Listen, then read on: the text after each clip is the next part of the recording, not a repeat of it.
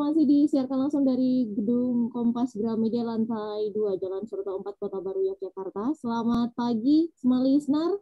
Di pagi hari ini kita berjumpa lagi dalam perbincangan kita, bincang keuangan bersama FKIJK yang hadir sampai 1 jam ke depan ya, tentunya menemani Anda.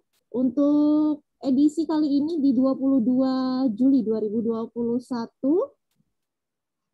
kita akan berbincang bersama dengan Profesor Dr. Muhammad MAG CSBS CIRBC. Beliau adalah komisaris utama dari BPRS Mitra Amal Mulia. Selamat pagi Pak Muhammad. Selamat pagi Mbak Mia ya. Ica. Oh, Mbak Ica, sorry. Ya, Mbak Ica, terima kasih ya.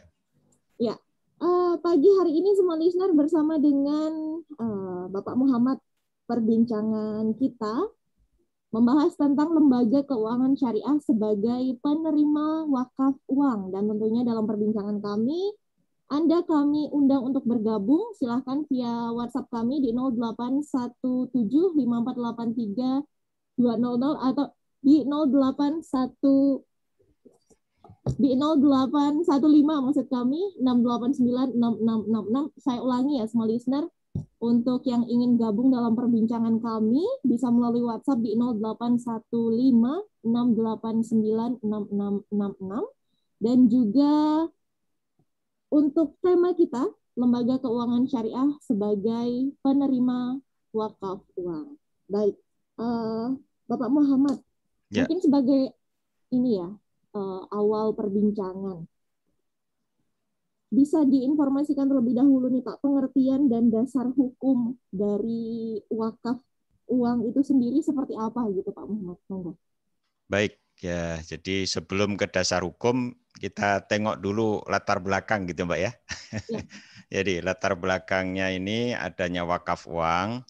Satu, yang paling utama adalah dominasi populasi masyarakat Muslim di Indonesia. Kemudian ada perkembangan ekonomi Islam di Indonesia, kemudian ada perkembangan industri halal, potensi zakat, wakaf, kemudian perkembangan bank syariah ya.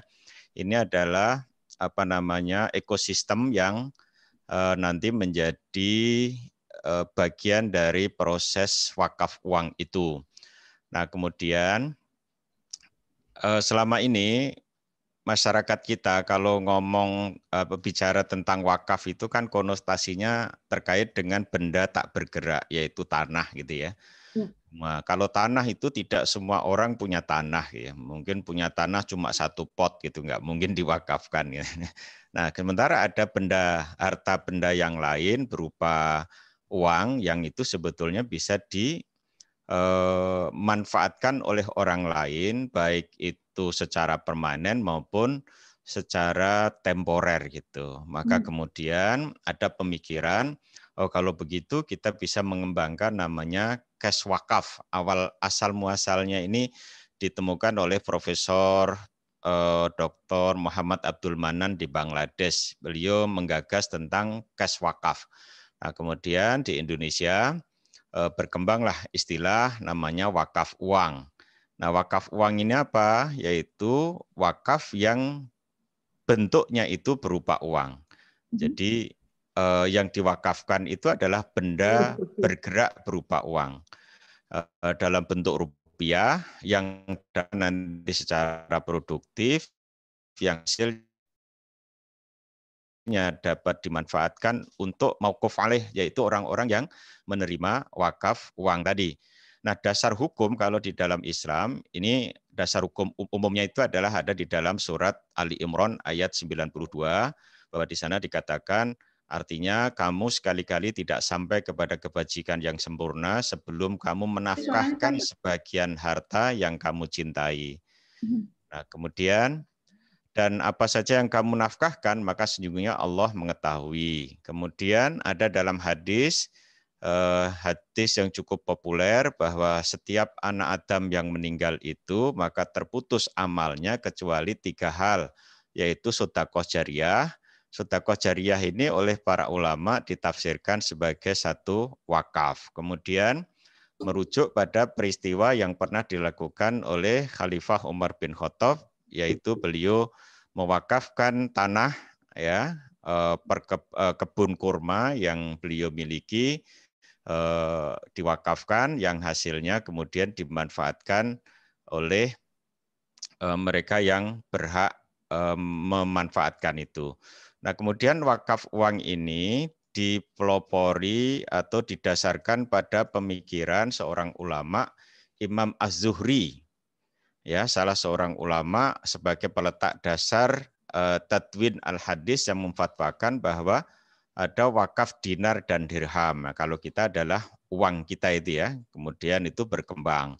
Nah, lalu di Indonesia wakaf uang ini sebagai sesuatu yang masih menjadi perkara yang diikhtilaf. Ikhtilaf itu adalah ada perdebatan di antara para ulama, tetapi kemudian di Indonesia ada undang-undang ya, Undang-Undang Nomor 41 Tahun 2004 yang itu berangkat dari fatwa Majelis Ulama tentang wakaf uang yang keluar pada tahun 2002.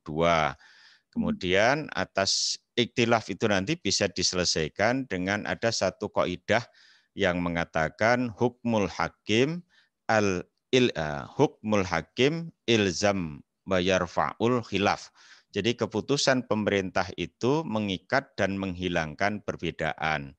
Di mana dari situlah kemudian berkembang apa yang sekarang dibentuk namanya Badan Wakaf Indonesia yang mengurusi masalah perwakafan, baik itu wakaf yang berkaitan dengan benda bergerak maupun benda tak bergerak. Yang khusus untuk wakaf benda-benda bergerak, ini harus melibatkan pihak ketiga, apa yang disebut dengan LKSPWU, jadi Lembaga Keuangan Syariah Penerima Wakaf Uang.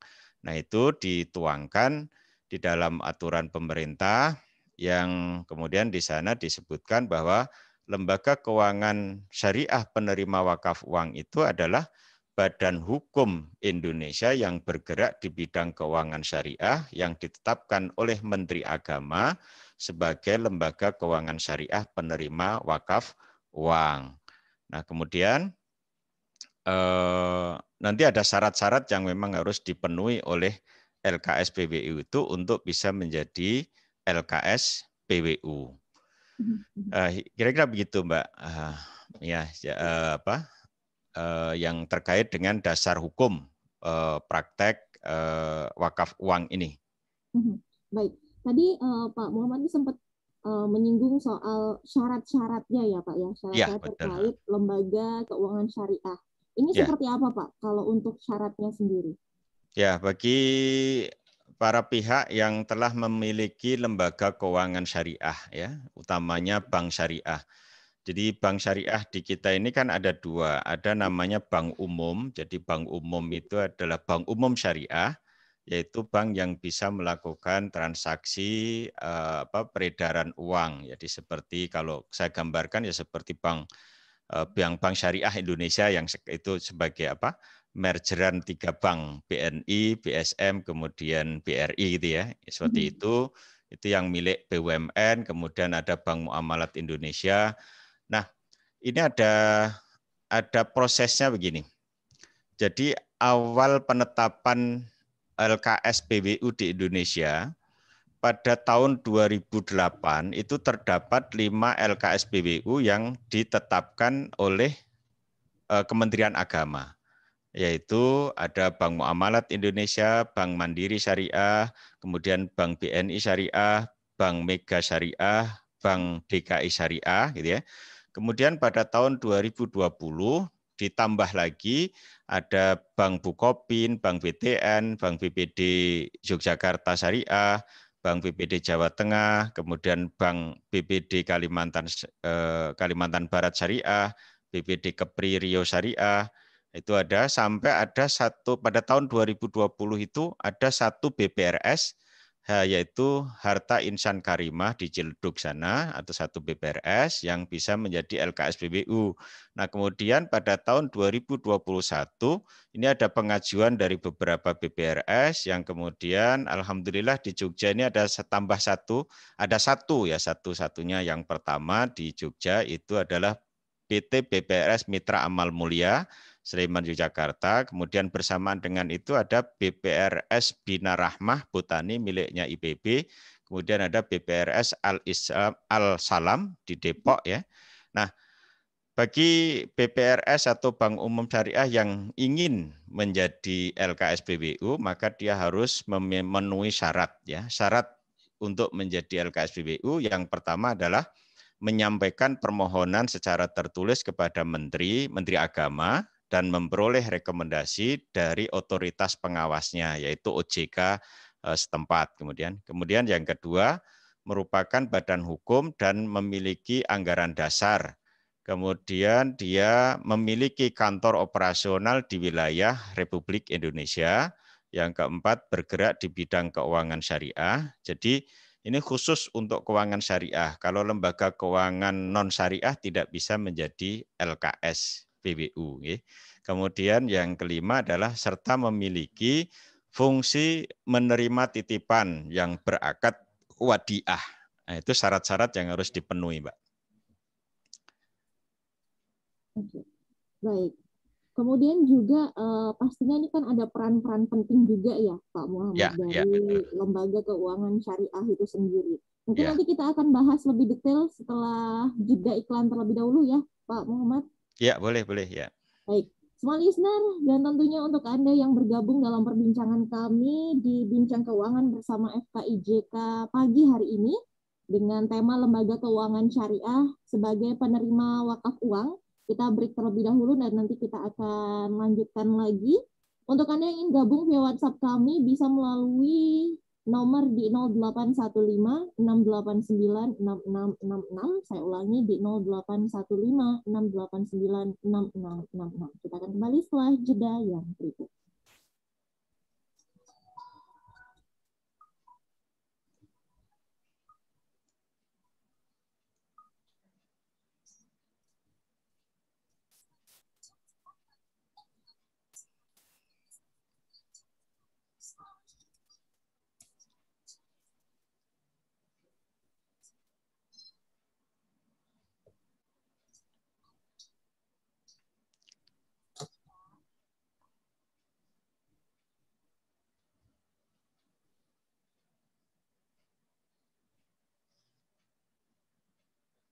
Pak Muhammad, kita lanjut lagi sebentar lagi iklannya satu.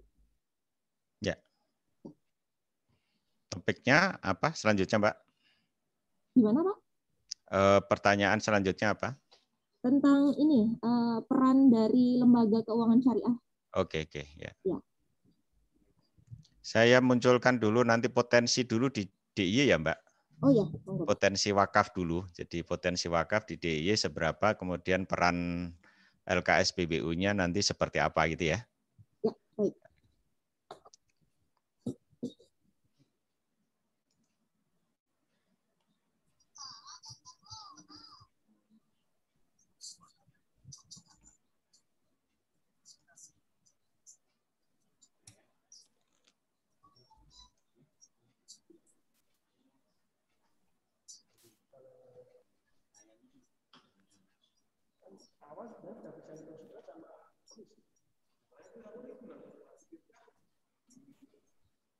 Ya, semua listener, kita lanjut lagi dalam perbincangan kita pagi hari ini dan tentunya masih mengundang Anda untuk bergabung dalam perbincangan kami dengan tema Lembaga Keuangan Syariah sebagai penerima wakaf uang. Silahkan via WhatsApp kami di 081568966666 dan terima kasih untuk Anda yang sudah bergabung via WhatsApp kami, semua listener. Nanti kita akan ulas pertanyaan satu persatu. Tapi kita lanjut dulu nih ngobrol bareng Pak Muhammad di pagi hari ini. Baik, Pak Muhammad, untuk potensi-potensi yang ada, khususnya di daerah istimewa Yogyakarta sendiri ya, terkait dengan wakaf uang ini sendiri seperti apa Pak? Dan juga nanti peran dari lembaga keuangan syariah seperti apa? Monggo, Pak Muhammad. Jadi kalau kita bicara tentang potensi wakaf uang di DIY khususnya ya Mbak ya, kita bisa melihat potensi itu kan berkaitan dengan orang yang akan berwakaf. Kita tahu bahwa jumlah penduduk DIY ini kan sebanyak 3,3 juta jiwa, Ya. di mana 68,75% itu masuk dalam kelompok usia produktif. Ini usia antara 15 sampai 64 tahun. Besaran UMKM Kabupaten Kota tahun 2001, UMK, upah minimum Kabupaten Kota ya, itu pada tahun 2021 itu rata-rata besarannya adalah 1,8. 1,8. Asumsinya apabila 50% dari total penduduk usia produktif itu bersedia untuk berwakaf, masing-masing misalnya 2,5% dari UMK, maka itu sebanyak per individunya kan 46.952 per bulan, maka ada potensi wakaf di DIY itu sebesar 62,68 miliar per bulan atau 752 miliar per tahun. Jadi ini potensi yang lumayan besar lah, yang ini perlu di create gitu ya. Oleh siapa? Ya oleh lembaga keuangan syariah. Nah maka disinilah belum lagi nanti ini Mbak, potensi dana yang ada di masjid ya. Jadi kebetulan saya juga membawai menjadi Ketua Dewan Masjid Indonesia. Di DIY itu ada sekitar 7.850 masjid. Itu total dana yang terhimpun di masjid itu ada sekitar 25,38 miliar per tahun itu ya. Nah, itu cukup besar berarti kalau ini bisa di-create. Maka di sini peran LKSPWU dalam pengembangan wakaf ini penting. Nah, apa perannya? Minimal ada 4 ya. Yang pertama adalah melakukan edukasi literasi wakaf uang kepada nasabah, di mana saat ini wakaf uang ini masih belum dikenal secara luas itu ya. Jadi wakaf uang itu dianggap sebagai sesuatu yang masih asing gitu, karena selama ini masyarakat masih melihat yang namanya wakaf itu juga apa namanya tanah gitu ya, dan peruntukannya itu seperti ini, pencegahan COVID 3M, yaitu untuk masjid, madrasah dan makam gitu ya. Nah, sementara ada harta lain yang bisa dikembangkan tadi. Kemudian yang kedua adalah mengajak para nadhir yang telah terdaftar untuk bekerja sama dengan perbankan sehingga dapat memperluas jangkauan nadhir. Nadhir itu siapa? Nadhir ini adalah orang yang mengelola harta wakaf. Jadi wakaf uang itu nanti hartanya akan ditempatkan di bank, diputar, dikelola oleh bank, kemudian hasilnya itu nanti akan dimanfaatkan oleh nadhir sesuai dengan ikrar yang sudah disepakati antara wakif dengan nadhir tadi. Misalnya saya berwakaf uang untuk pembangunan masjid, untuk pembangunan pengembangan ekonomi produktif. Nah, seperti itu nanti itu namanya mauquf alaihnya. Ya, untuk pengembangan pondok pesantren itu hasil wakaf, nanti nadhir akan menyalurkan hasil wakaf tadi kepada mauquf alaih tadi gitu ya. Kemudian yang ketiga adalah melakukan inovasi produk bank dengan membandling antara produk bank syariah dengan wakaf uang. Seperti apa? Misalnya nanti ada tabungan berhadiah wakaf misalnya. Kemudian deposito berhadiah wakaf atau perencanaan wakaf ya itu misalnya nanti juga bisa dikembangkan untuk pembiayaan dari dana wakaf yang digunakan untuk penumbuh kembangan UMKM misalnya gitu ya. Itu bisa dilakukan oleh Bank Syariah dengan catatan bahwa dana yang digunakan oleh Bank Syariah ini harus tetap terjaga keutuhannya dari sisi nominal ya. Nominalnya misalnya dulu terkumpul dana 1 miliar itu harus terjaga utuh 1 miliar gitu ya. Maka di sini harus ada mitigasi risiko yang memang bagus gitu ya. Karena jangan sampai kita memberikan pembiayaan yang sangat berisiko, nanti akan berakibat pada berkurangnya dana wakaf tadi, karena wakaf itu pada dasarnya adalah menahan harta untuk tetap utuh nominalnya gitu ya. Kalau persoalan nilai itu nanti kan misalnya gini, yang dimaksud nilai itu Kalau dulu tahun 85 saya masuk di Jogja itu kan uang 500 perak itu bisa untuk beli makan nasi satu Udah banyak piring ya. sekali Kalau tuh ya Pak sekarang ya. kan sudah nggak bisa tambah ya. Karena Hmm. nilainya turun kan gitu kan. Nah, kemudian yang keempat adalah melakukan inovasi produk perbankan digital untuk memudahkan masyarakat dalam berwakaf, karena di dalam peraturan Badan Wakaf Indonesia bahwa pembayaran wakaf itu bisa langsung, bisa tidak langsung.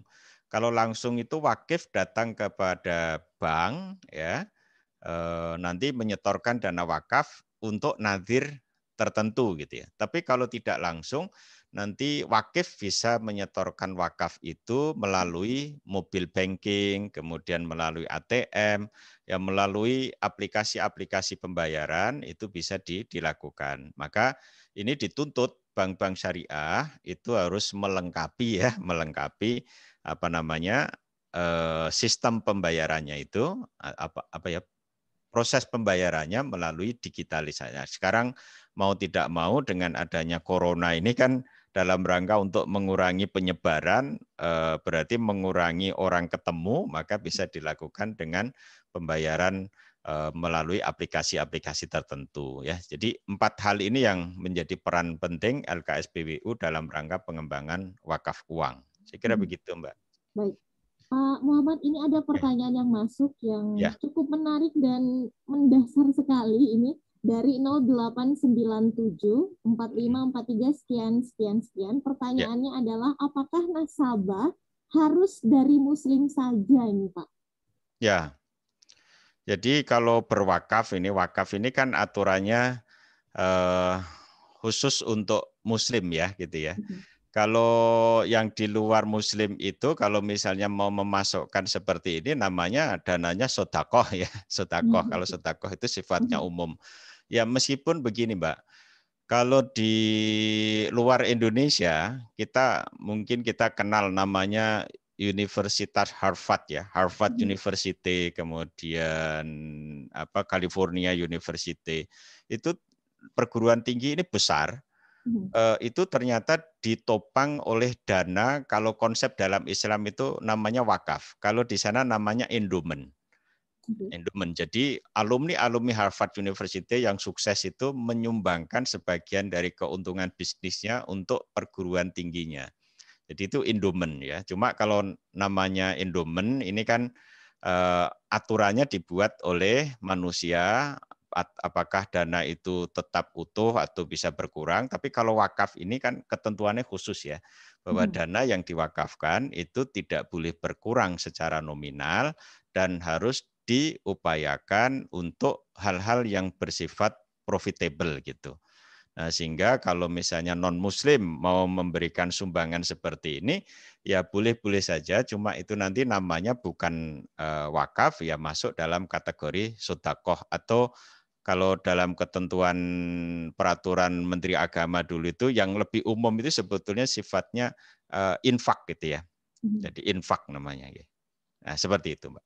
Oke, baik. Terima kasih nih tadi dari 0897 4543 sekian sekian sekian yang sudah bergabung dalam perbincangan kami. Dan tentunya semua listener, untuk Anda yang ingin gabung juga, kita masih menemani Anda di 0815 6896666.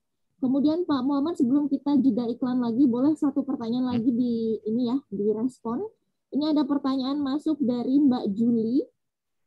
Pertanyaannya adalah gimana caranya mengatur keuangan keluarga, bisa membagi keuangan untuk beramal juga dengan kondisi pandemi seperti ini. Seperti itu Pak Muhammad. Monggo. Iya, saya pernah memberikan pelatihan tentang manajemen keuangan keluarga ya. Saya tanya kepada Mbak Cika ya. Mbak Juli. Mbak siapa? Mbak Juli. Mbak Juli. Ya. Nih, kalau kita punya gaji, pengeluaran pertama untuk apa? Biasanya untuk makan ya. Ya. Kedua untuk apa? Kedua untuk makan juga. Ketiga untuk makan, keempat untuk makan. Jadi habis untuk makan. Padahal kalau dalam ajaran Islam itu kan gini, Mbak. gapailah kemuliaan negeri akhirat, tapi jangan tinggalkan kenikmatan dunia. Jadi ada kehidupan setelah dunia ya, nanti kehidupan akhirat.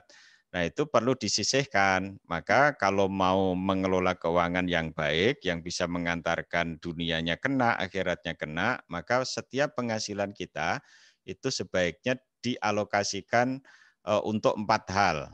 Pertama adalah untuk, ya, kalau dalam bahasa agama Islam itu untuk Allah. Berupa apa? Ya zakat, infak, sodakoh, wakaf misalnya gitu ya. Kemudian yang kedua untuk membayar hutang. Jadi hutang itu didahulukan. Jangan punya prinsip selagi hutang bisa ditunda kenapa harus dibayar gitu ya. Jangan begitu. Jadi karena kalau dalam ajaran Islam itu kan orang yang meninggal dia masih punya hutang, maka rohnya itu gantung tidak langsung menghadap Tuhannya gitu kan. Kemudian yang ketiga itu digunakan untuk masa depan. Masa depan itu apa? Ya menabung, investasi gitu kan. Baru yang keempat itu digunakan untuk konsumsi. Jadi, nah berapa ukurannya misalnya? Kalau misalnya untuk Allah kita batasi 2,5%, berarti pendapatan kita masih sisa berapa? 97,5 kan? Nah, kira-kira 97,5 itu bagi 3 lah, kira-kira begitu ya. Nah, sehingga nanti akan terdistribusi untuk kebutuhan itu. Loh Pak, oh ini kan sekarang ini makan lebih banyak. Nah, masalah makan itu kan tergantung dari keinginan toh. Kalau kita bisa membatasi keinginan kan berarti bisa mengurangi pengeluaran kan begitu kan. Jadi memang harus puasa. Dalam pengertian puasa itu mengendalikan diri untuk tidak jor-joran mengeluarkan hal-hal yang bersifat konsumtif. Ingat bahwa kehidupan kita itu nanti ada di dunia dan ada di luar dunia yang semuanya butuh bekal loh itu ya. Dan bekal yang untuk akhirat itu mesti jauh lebih besar karena kita pergi nggak kembali lagi toh. Iya. Akhirnya begitu. Jadi pengeluaran 4 tadi ya untuk Allah, untuk kalau kita punya hutang berarti mendahulukan bayar hutang dulu, kemudian untuk masa depan baru untuk konsumsi. Kira-kira begitu Mbak Juli ya. Oke, Ya. baik. Itu tadi pertanyaan dari Mbak Juli sudah direspon. Terima kasih sudah bergabung di perbincangan kami. Baik, kita break terlebih dahulu ya Pak Muhammad. Nanti kita sambung lagi dan tentunya semua listener untuk Anda yang ingin bergabung dalam perbincangan kami di pagi hari ini masih kami tunggu. Silakan bergabung via WhatsApp kami di 081568966666. Ica ulangi di WhatsApp-nya di 081568966666. Kami akan kembali setelah jeda yang berikut.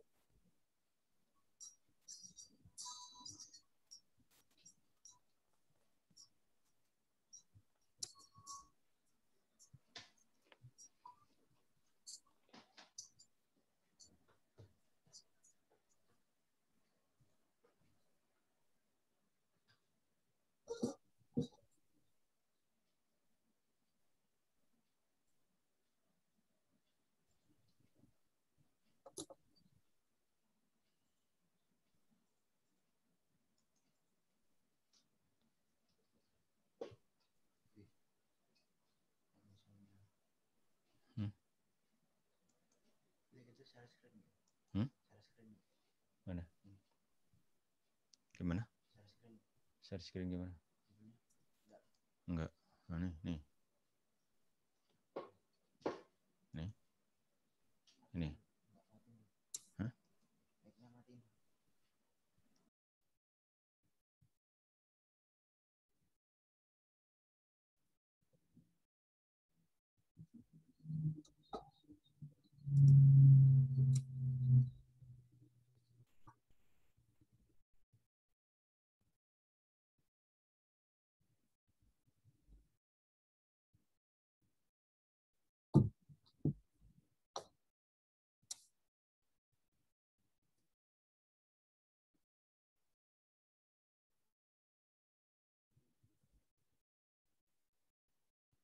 Kita masuk lagi ya Pak Muhammad.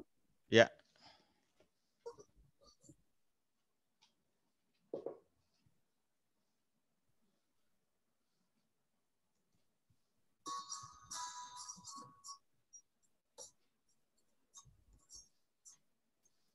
Masih di 102.1 FM Jogja Business and Inspiration, masuk di sesi yang ketiga, semua listener. Tentunya masih mengundang Anda untuk bergabung dalam perbincangan kami, Lembaga Keuangan Syariah sebagai penerima wakaf uang. Silakan via WhatsApp kami di 0815-689-6666. Baik, Pak Muhammad, ini ada pertanyaan yang masuk juga dari Mbak Denada di Bantul. Dengan pertanyaannya ini, apakah dana wakaf itu bisa diakses oleh masyarakat dan bagaimana caranya masyarakat bisa merequestnya nih Pak? Kemudian apa ada syarat dan ketentuannya? Seperti itu. Monggo Pak Muhammad. Ya, jadi pertanyaan apakah dana wakaf bisa diakses oleh masyarakat, kemudian syarat dan ketentuan berlaku. Ya, nanti kalau dana wakaf ini terkumpul banyak di bank-bank syariah, ya bank syariah akan memberikan pembiayaan kepada masyarakat. Tentu saja dengan tadi ya, karena ini harus menjaga keutuhan tadi, bank akan memberlakukan syarat-syarat yang sesuai dengan prudential banking-nya ya. Jadi ada syarat-syarat yang harus dipenuhi bahwa bisnis yang dibiayai memang layak untuk dibiayai dengan dana wakaf. Tapi nanti begini, di sisi lain, jika hasil putaran dana wakaf itu nanti besar dan nadhir itu bisa mendapatkan bagi hasil dari bank syariah nanti cukup, nanti nadhir ini akan mengalokasikan dana hasil wakaf tadi untuk pengembangan ekonomi masyarakat masyarakat bawah, jadi UMKM ya, yang dia butuh support modal dan ada potensi untuk berkembang bagus, nanti bisa dialokasikan ke situ karena salah satu dari alokasi peruntukan hasil wakaf adalah untuk pengembangan ekonomi masyarakat. Apalagi ini misalnya nanti dari efek pandemi ya, kan kemungkinan dari pandemi ini kan banyak orang yang ter-PHK, pekerjaan hilang, kemudian mau buka usaha nggak ada modal. Nah ini nanti bisa kita kembangkan ke situ selama dana wakaf yang terhimpun di bank syariah tadi, di LKSPBU itu besar. Tapi kalau masyarakat yang masih berkelebihan harta tidak mau berwakaf ke situ, nanti ya kita akan kesulitan juga untuk membantu saudara-saudara kita yang membutuhkan berasal dari dana wakaf. Dan ini maka saya juga sekaligus ini menghimbau kepada orang-orang yang mungkin masih punya kelebihan dalam rangka untuk membantu saudara kita, karena wakaf uang ini agak unik, Mbak. Jadi wakaf uang ini itu bisa diwakafkan secara permanen, ada juga yang diwakafkan secara berjangka. Yang permanen itu misalnya saya berwakaf 1 miliar gitu ya, itu uang itu sudah nggak kembali lagi ke saya. Jadi pokok wakaf tadi. Tapi kalau yang berjangka, saya wakaf 1 miliar untuk jangka waktu 5 tahun. Nanti setelah 5 tahun, uang 1 miliar saya tadi kembali ke saya. Tapi saya tidak dapat bagi hasil, karena bagi hasilnya itu nanti digunakan untuk pengembangan, ya misalnya tadi, ekonomi yang ditanyakan oleh smart listener tadi, sehingga saya kembali pokok saya dan hasil yang sebetulnya hasil putaran dana saya tadi diperuntukkan bagi saudara-saudara kita yang membutuhkan. Jadi ini karakteristik atau keunikan yang ada di dalam wakaf uang. Kalau wakaf tanah itu kan ya kalau sudah diwakafkan sudah nggak bisa kembali lagi kepada wakif. Tapi kalau wakaf uang ini ada yang tadi permanen dan ada yang berjangka. Jadi seperti deposito lah kira-kira begitu ya. Demikian Mbak. Ya. Baik. Itu tadi pertanyaan dari Mbak Denada di Bantul. Terima kasih sudah bergabung. Dan ada pertanyaan menarik juga ini Pak Muhammad dari Mas Zain ya. Pertanyaannya ini ingin tanya bagaimana model transparansi wakaf uang tunai ataupun wakaf lainnya di Indonesia. Karena transparansi pastinya menjaga kepercayaan masyarakat. Demikian Pak Muhammad. Ya. Kalau di bank itu nanti kan sudah ada laporan bulanan bahwa bank itu juga melaporkan kepada otoritas ya. Bahkan sekarang laporan itu bisa mingguan, bulanan, semesteran, tahunan gitu ya. Nah, dan ada perintah dari otoritas, setiap bank itu harus membuat publikasi ya, minimal setahun sekali publikasi di media. Jadi transparansi kalau di perbankan ini insya Allah lebih jelas daripada kalau misalnya kita berwakaf kepada tidak di perbankan gitu ya. Karena kalau di lembaga-lembaga yang kurang profesional kan kadang ada penyalahgunaan gitu ya. Dan ini menjadi masalah tersendiri itu nanti. Orang semakin tidak percaya pada saat di lembaga tersebut mendapatkan dana tapi jeluntrungnya, bahasa Jawanya jeluntrungnya apa ya. Jadi alokasinya kemana, ini sumbernya dari mana, digunakan untuk apa. Ya, insya Allah kalau dalam mekanisme perbankan itu transparansinya sangat dikedepankan. Apalagi kalau di LKS ya, Lembaga Keuangan Syariah atau lembaga perbankan pada umumnya itu kan ada pengawasan dari otoritas jasa keuangan gitu ya. Sehingga pengawas-pengawas bank ini nanti akan selalu dalam bahasa kasarnya itu melototi ya, mencermati ini dana dulunya wakaf dari sini digunakan untuk apa, kemudian sampai nadir itu nanti penggunaannya juga harus diaudit ya. Nadir itu akan siap diaudit setahun sekali oleh kantor akuntan publik. Jadi nadir menggunakan dana hasil wakaf itu untuk ke siapa saja, itu nanti ada auditnya sendiri. Nah, insya Allah dengan cara seperti itu, mudah-mudahan aman semuanya dan masyarakat semakin percaya. Demikian. Oke. Baik, itu tadi pertanyaan dari Mas Zain sudah direspon ya. Terima kasih sudah bergabung Mas Zain. Kemudian satu pertanyaan lagi yang sudah masuk ini Pak Muhammad. Nanti Ya. kita langsung respon, kemudian kita juga iklan.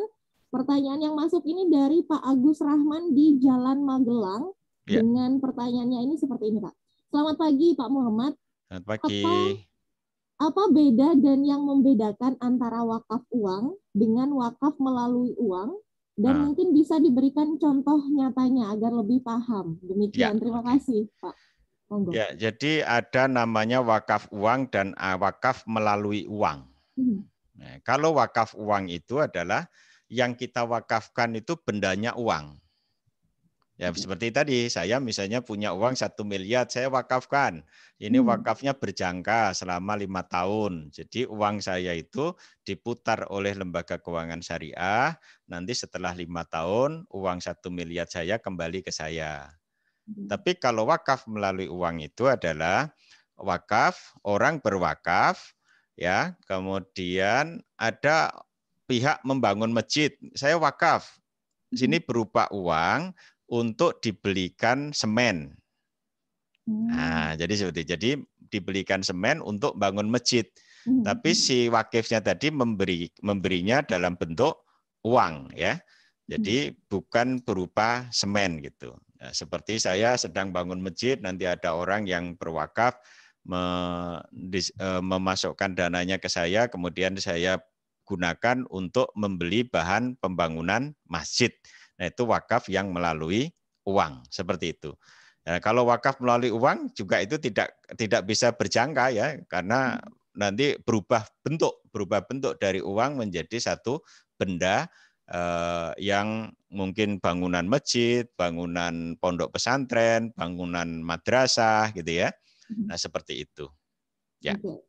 Baik, terima kasih Pak Agus Rahman di Jalan Magelang yang sudah bergabung. Terima kasih juga untuk Anda semua listener yang sudah bergabung dalam perbincangan kami. Dan kita masih punya satu sesi dalam perbincangan di pagi hari ini. Jadi untuk Anda yang masih punya pertanyaan yang ingin ditanyakan ke Pak Muhammad ini, monggo. Via WhatsApp kami di 081568966666. Ica ulangi via WhatsApp kami di 081568966666 karena kita masih punya satu sesi di pagi hari ini. Stay tune di 102.1 Smart FM Yogyakarta.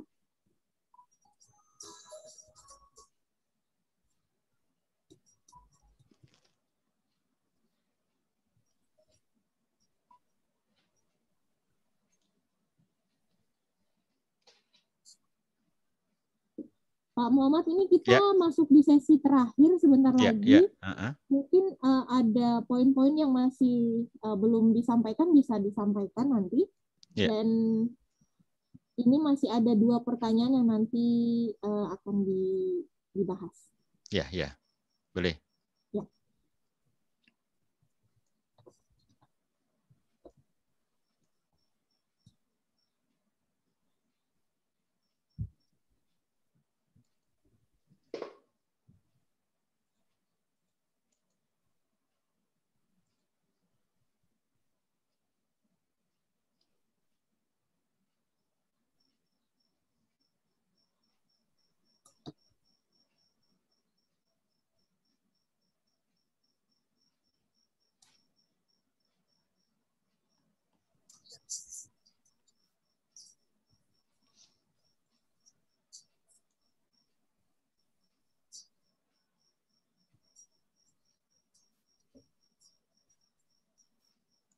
Small listener masih di 102.1 Small FM Jogja Business and Inspiration, masuk di sesi yang terakhir. Small listener, jika Anda ingin bergabung dan punya pertanyaan yang ingin ditanyakan, bisa via WhatsApp kami segera ya di 081568966666. Kita akan menemani Anda mungkin kurang lebih sisa waktunya 15 menit lagi ini. Oke, Pak Muhammad, sebelum ke penanya lagi ini, mungkin mungkin hal apa sih yang sebagai wujud profesionalisme dari LKS sendiri, dari Lembaga Keuangan Syariah sendiri untuk bisa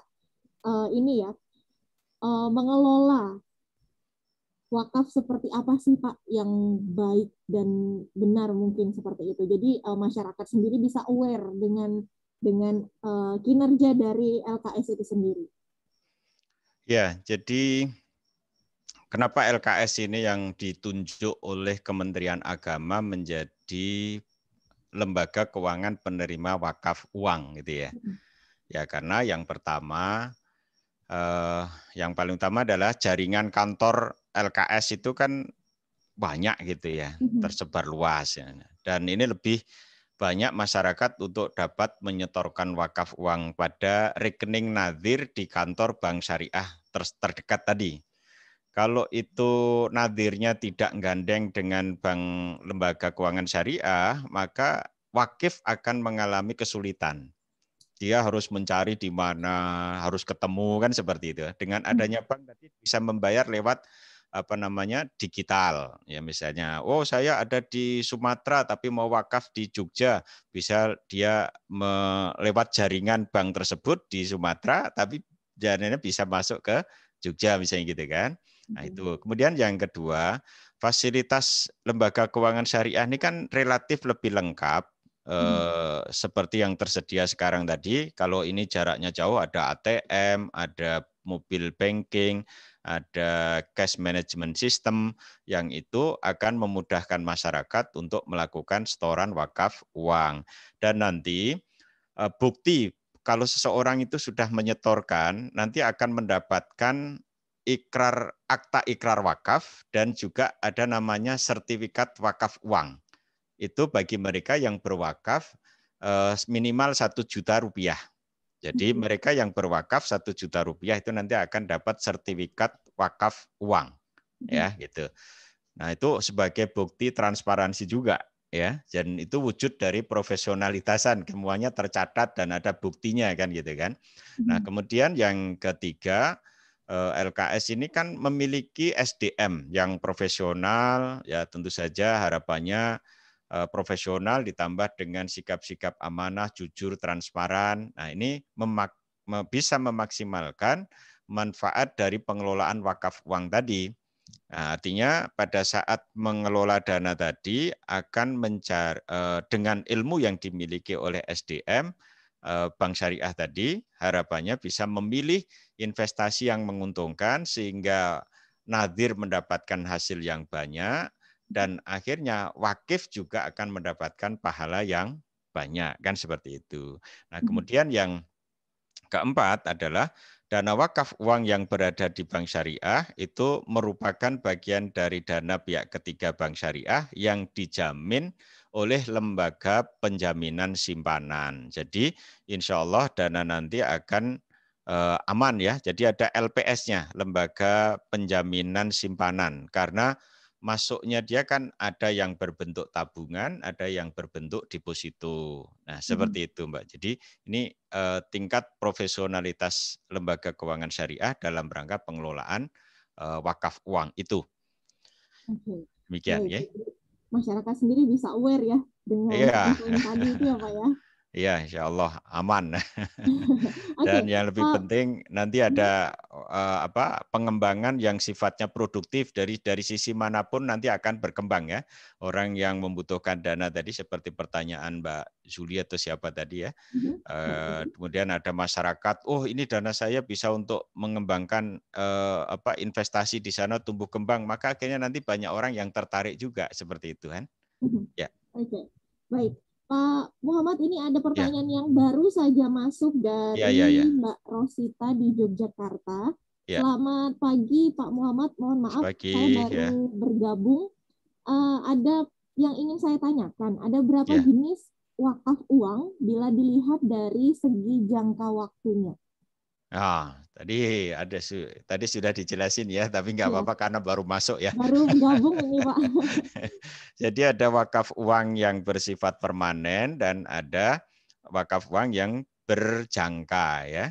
Jadi kalau permanen itu wakafnya tidak boleh diambil kembali oleh si wakif. Tapi kalau yang berjangka itu minimal 1 juta ya, dan jangka waktunya itu 5 tahun. Ya gitu. Jadi uang itu didiamkan selama 5 tahun, tidak boleh diambil gitu ya. Nah, nanti hasil kayak deposito berjangka 5 tahun lah kira-kira begitu Mbak ya. Kalau deposito berjangka kan jangkanya ada yang 1 bulan gitu ya. Nah, kemudian ada yang 1 tahun. Tapi kalau wakaf ini kenapa harus sampai lama begitu? Ya asumsinya biar dana itu ngendapnya lama sehingga nanti ada hasilnya lama sehingga kemanfaatannya itu bisa lebih banyak karena kalau sudah diputar oleh bank bisa menghasilkan dana yang hasil yang gede dan akhirnya bisa memberikan kemanfaatan lebih banyak kepada masyarakat pengguna atau mauquf alaihnya itu seperti itu ya. Jadi hanya ada 2 tadi, permanen sama berjangka ya. Ya. Oke. Baik, itu tadi Mbak Rosita, terima kasih sudah bergabung. Dan ke penanya berikutnya ini Pak Muhammad. Ya. Assalamualaikum. Waalaikumsalam warahmatullahi wabarakatuh. Prof, syarat wajib wakif ini apa saja? Lalu bagaimana fikih memandang wakaf uang tersebut? Terima kasih. Iya. Ya, kalau syarat wakif itu satu dia beragama Islam tentu saja sebetulnya ya. Ya. Kalau orang yang non Muslim kan berarti tadi namanya sedekah kira-kira begitu ya. Kemudian yang kedua ya dia punya sesuatu yang diwakafkan gitu. Kalau nggak ada yang diwakafkan nggak namanya nggak bisa kan gitu kan.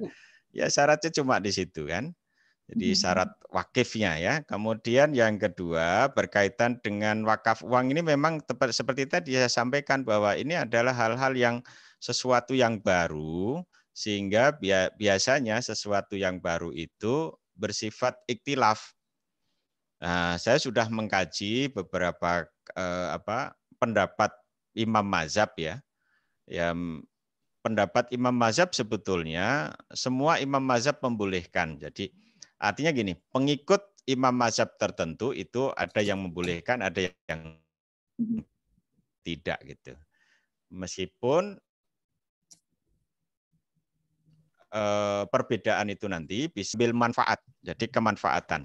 Ya, dan ada dalil umum yang bisa digunakan untuk namanya wakaf uang ini bahwa intinya kita itu kan disuruh berbuat kebaikan.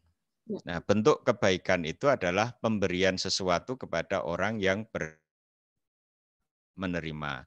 Dan kemudian dianalogikan dengan wakaf tanah tadi, maka memberi kebaikan berupa uang di mana karena uang ini sifatnya fleksibel, maka dia bisa dilakukan secara permanen. Ada juga yang bersifat berjangka tadi. Sehingga pada saat kita mau berwakaf dengan uang ini sebetulnya lebih menguntungkan bagi wakif ya. Ya, seperti itu. Sekali lagi karena ini sesuatu hal yang baru, tentu saja kalau bicara masalah fikih pasti ada perbedaan. Jadi kalau kita ngomong fikih itu harus siap berbeda. Jangankan masalah wakaf ya, masalah beribadah saja. Kadang-kala kan ada perbedaan ya, ada yang mengatakan, oh itu niat itu harus dibaca, niat itu tidak boleh dibaca kan seperti itu kan. Kemudian masalah takbir misalnya, takbir dalam ibadah itu ada yang begini, ada yang kemudian sedekap dalam ibadah, ada yang di dada, ada yang antara dada dengan pusar, ada yang di pusar, ada yang tidak sedekap kan seperti itu. Nah, karena itu tergantung para ulama menafsirkan teks hadis yang ada. Demikian juga masalah wakaf seperti itu. Apalagi ini hal-hal yang berkaitan dengan muamalat ya. Saya kira begitu. Makasih. Baik. Itu tadi pertanyaan dari Mas Bas di Gejayan. Terima kasih sudah bergabung. Ini sepertinya sudah semua Pak Muhammad direspon pertanyaan-pertanyaannya, karena kita juga sudah masuk di sesi yang terakhir ini. Kita punya waktu untuk statement closing, atau mungkin kita bisa rangkum dulu ini Pak Muhammad. Perbincangan kita tentang lembaga keuangan syariah sebagai penerima wakaf uang. Ya, jadi secara umum bahwa wakaf uang ini sebagai sesuatu yang baru dan di kalangan masyarakat Muslim pun juga seperti barang yang asing begitu ya. Asing ini akan menjadi tidak asing kalau sering diedukasikan kepada masyarakat kan gitu kan. Ya ibaratnya seperti naiknya harga BBM lah Mbak.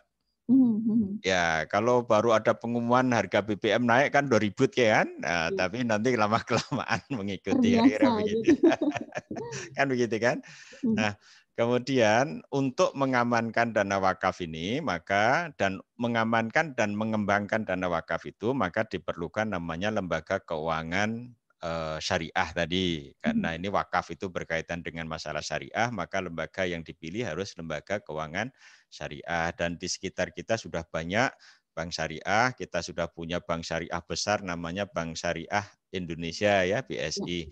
Nah, kenapa kita harus berwakaf uang? Karena siapapun bisa melakukan wakaf. Yang minimal tadi 1 juta itu untuk wakaf yang nanti bersertifikat dan itu bisa berjangka ya. Kemudian dengan wakaf uang nanti bisa memanfaatkan jaringan lembaga keuangan syariah yang lebih luas. Jadi kapanpun, dimanapun kita bisa setor wakaf uang. Ya, kalau pinjam iklan di sebelah sana kan apapun makanannya gitu ya. Iya. Nah, begitu. Kemudian uang tidak berkurang ya, karena dana yang diwakafkan sebesar pun tidak akan berkurang jumlahnya, justru malah akan bertambah banyak dan kita akan bisa memberikan maslahah kemanfaat yang lebih luas kepada saudara kita yang membutuhkan. Kemudian nanti manfaatnya bisa berlipat karena hasil investasi dana ini akan bermanfaat bagi peningkatan prasarana ibadah, sosial, sampai kepada kesejahteraan masyarakat, yaitu pengembangan ekonomi masyarakat. Dan yang terakhir, ini adalah sebagai satu investasi akhirat.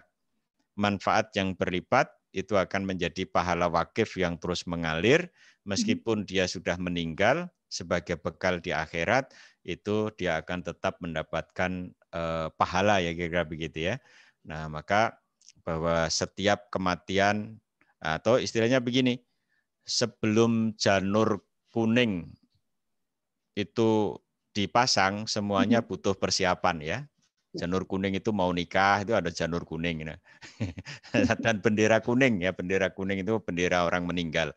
Itu harus ada persiapan. Mau menikah itu harus persiapan, mau meninggal juga ada persiapan karena kita harus membawa bekal yang lebih banyak karena setelah meninggal nggak kembali lagi ke dunia.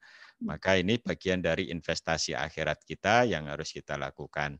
Dan insya Allah nanti Lembaga Keuangan Syariah akan mengelola secara profesional. Jika kurang percaya bisa datang ke Lembaga Keuangan Syariah penerima wakaf uang.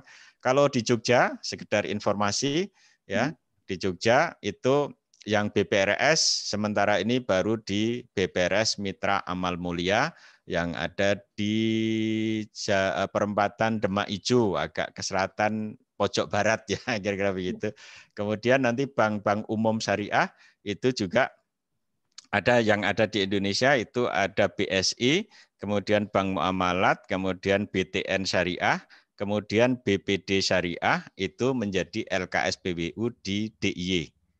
Ya, jadi para wakif, Bapak Ibu atau smart listener yang punya kelebihan dananya bisa berwakaf di lembaga tadi. Yang bank umum itu BPD Syariah, BSI, kemudian BTN, yang BPR Syariah. Sementara ini masih di Mitra Amal Mulia BPRS. Ini sekedar informasi. Nanti kalau ada hal-hal yang perlu ditanyakan detailnya bisa datang ke lembaga-lembaga yang tadi saya sebutkan. Demikian kira Mbak ya. Terima kasih. Baik, terima kasih Pak Muhammad untuk informasinya di pagi hari ini. Dan tentunya semua listener terima kasih untuk antusias Anda yang sudah bergabung dalam perbincangan kami di program Talkshow Bincang Keuangan bersama FKIJK yang selalu hadir untuk Anda di setiap hari Kamis di pukul 9 hingga pukul 10 pagi. Dan untuk edisi pagi hari ini, tema kita Lembaga Keuangan Syariah sebagai penerima wakaf uang bersama dengan Bapak Muhammad dari Komisaris Utama BPRS Mitra Amal Mulia. Terima kasih Pak Muhammad, semoga kita bisa ketemu lagi di lain kesempatan. Ya, insya Allah. Semua listener, terima kasih juga untuk Anda yang sudah bergabung. Kita lanjutkan di program berikutnya di 102.1 Smart FM Yogyakarta.